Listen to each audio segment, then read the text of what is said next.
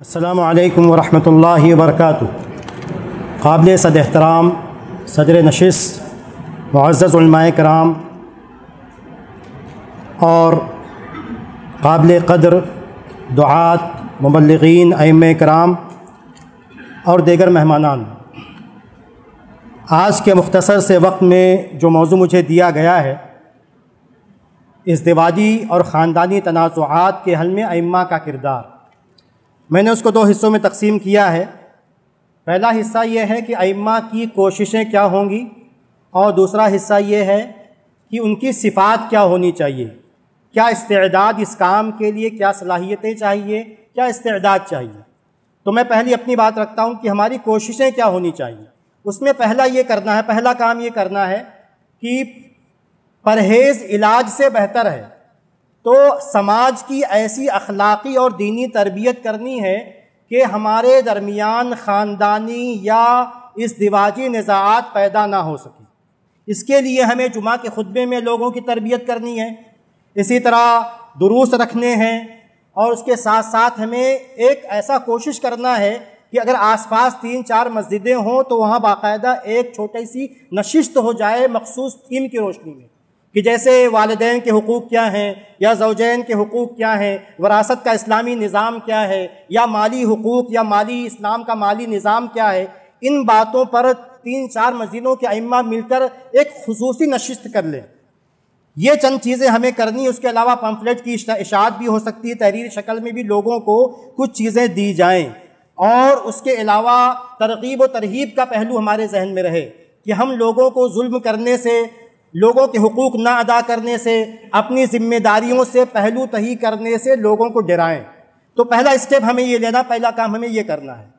دوسرا کام یہ کرنا ہے کہ شادی سے پہلے ہمیں جس کی شادی ہونے والی ہے، جو دلہن ہے، دلہا ہے، اور ان کے جو والدین ہیں، ان کی کاؤنسلنگ کرنا ہے، ان کو شادی کے احکامات بتانا ہے، یا کوئی بھی ایسا موقع ہمیں ملتا ہے جہاں پہلے سے ہم لوگوں کو شریعت کے احکامات سے، ان کی لوگوں کی ذمہ داریوں سے آگاہ کر سکیں، بتا سکیں، انہیں تعلیم دے سکیں، یہ بہتر ہے۔ اور اگر ہو سکے تو جیسے ہم بہت سارے لوگ نکاح پڑھاتے ہیں، نکاح سے پہلے بھی چند باتیں کی جا سکتی ہیں، دوسرا پوائنٹ ہے۔ تیسرا پوائنٹ یہ ہے جو اہم ہے کہ سماج کے افراد کی ذہنیت، ان کی ذہن سازی کرنا اس بات کے لیے کہ وہ علماء کرام سے اپنے دینی مسائل پوچھیں، ہمیشہ دینی رہنمائی علماء کرام سے لیں۔ فَاسْأَلُوا أَهْلَ الذِّكْرِ إِن كُنتُمْ لَا تَعْلَمُونَ۔ اسی طرح تنازع ہو جائے، کوئی بات ہو جائے تو ہمیشہ عوام کی ذہن سازی یہ کرنا کہ ہمیں کسی کورٹ میں، کچہری میں اور جگہوں پر نہیں جانا ہے، بلکہ ہمیں کوشش کرنا ہے کہ ہمارے تمام مسائل، خانگی مسائل ہوں، ازدواجی مسائل ہوں، مالی مسائل ہوں، جو بھی مسائل ہوں، ہم علماء کرام کی رہنمائی میں ان مسائل کو حل کر سکیں آپس میں، ورنہ دوسری جگہ جائیں گے تو آپ کا مال بھی برباد ہوگا، آپ کا وقت بھی برباد ہوگا، رشتے بھی برباد ہوں گے۔ چوتھی چیز یہ ہے کہ اگر امام ہونے کی حیثیت سے اگر آپ کو یہ پتہ چلتا ہے کہ کسی گھر میں کوئی خاندانی تنازعہ ہے، کوئی ازدواجی تنازعہ ہے، تو آپ آگے بڑھ کر ان کو فقہ و فتاویٰ کی روشنی میں، قرآن و حدیث کی روشنی میں حل کرنے کی، خلوص کے ساتھ، خوش اسلوبی کے ساتھ حل کرنے کی کوشش کریں۔ اور اس کے لیے یہ بھی ہو سکتا ہے، جو میں نے اس سے پہلے بھی اشارہ کیا، کہ آس پاس کی مساجد کی ائمہ کا ایک پینل بنا لیا جائے۔ اور کچھ نہیں کر سکتے، دوسری تنظیموں سے آپ کا رابطہ نہیں، ایسی کوئی بات نہیں ہے، کم سے کم آس پاس کی جو مسجدیں ہیں، 5 ائمہ مل کے ایک پینل بنا لیں۔ جب بھی اس 5 محلے میں کہیں ایسا کوئی مسئلہ آ جائے تو 5 ائمہ بیٹھ کر ان کی کاؤنسلنگ کریں، ان کو سمجھانے کی کوشش کریں، ان کے مسئلے کو حل کرنے کی کوشش کریں۔ 5ویں بات یہ ہے کہ اگر آپ کو کہیں محسوس ہو کہ مسئلہ آپ کے بس سے باہر کا ہے تو آپ انا کا شکار نہیں ہوں گے، مسئلے کو بلا وجہ پیچیدہ نہیں بنائیں گے، بلکہ آپ سے جو سینئر علماء کرام ہیں، جن کے پاس تجربہ زیادہ ہے، جو ذی علم ہے، ان کے پاس معاملے کو پیش کریں گے، یا کوئی تنظیم ہے، کوئی ادارہ ہے، کوئی سینٹر ہے، اس کے پاس آپ اس معاملے کو لے جائیں گے، اور آپ ساتھ ساتھ میں جائیں تاکہ فریقین، چاہے وہ فتویٰ دینے والے یا مسئلے کو حل کرنے والے لوگ ہوں، وہ مسئلے کو سمجھ سکیں، اور جو یہاں محلے کے لوگ ہیں ان کی بات آپ سامنے والے کو سمجھا سکیں۔ تو یہ 5 چیزیں میں نے آپ کے سامنے رکھی کہ اس کی روشنی میں ہمیں خاندانی تنازعات کو یا ازدواجی تنازعات کو حل کرنے کی کوشش کرنا چاہیے۔ اس کے علاوہ جو میرے نزدیک اہم بات یہ ہے کہ ایک امام کی استعداد کیا ہونی چاہیے، مسئلے کو حل کرنے کے لیے اس کی صلاحیتیں کیا ہونی چاہیے۔ پہلی بات یہ ہے، صرف اشارہ کر رہا ہوں، پہلی بات یہ کہ اپنی علمی صلاحیتوں کو پروان چڑھائیے،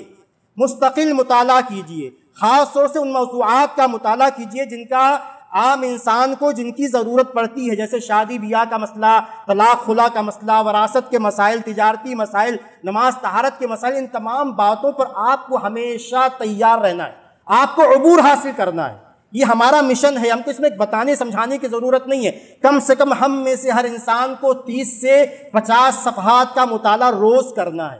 یہ گانٹھ باندھ لیجئے، 30 سے 50 صفحات کا مطالعہ آپ کو روز کرنا۔ دوسری بات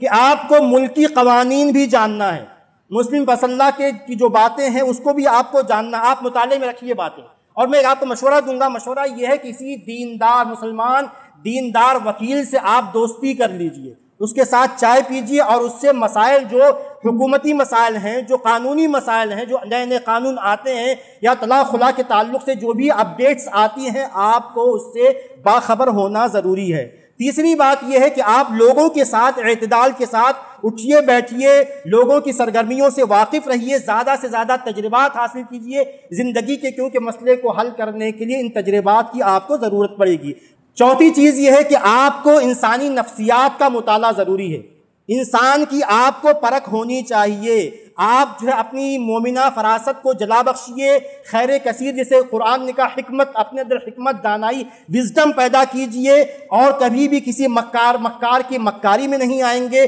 جھوٹ بیان کرنے والے کی جو ہے کس بیانی میں نہیں آئیں گے۔ آنسو آپ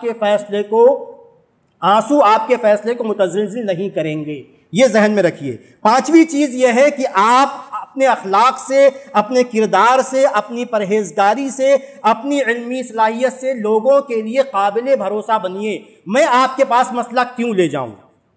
اس کا جواب عوام کے پاس ہونا چاہیے کہ میں آپ کے پاس عام آدمی ہونے کی حیثیت سے اپنا مسئلہ آپ کے پاس کیوں لے جاؤں۔ آپ کے پاس وہ چیزیں ہونی چاہیے جس کی وجہ سے کوئی عام آدمی آپ کے پاس مسئلہ لے جائے۔ آپ بااخلاق ہیں، سمجھتے ہیں، سمجھدار ہیں، علمی صلاحیت ہے، قابل بھروسہ ہیں، پرہیزگار ہیں۔ اسی طرح اسی سے ملتی جلتی بات یہ ہے کہ آپ غصے پر قابو رکھیں،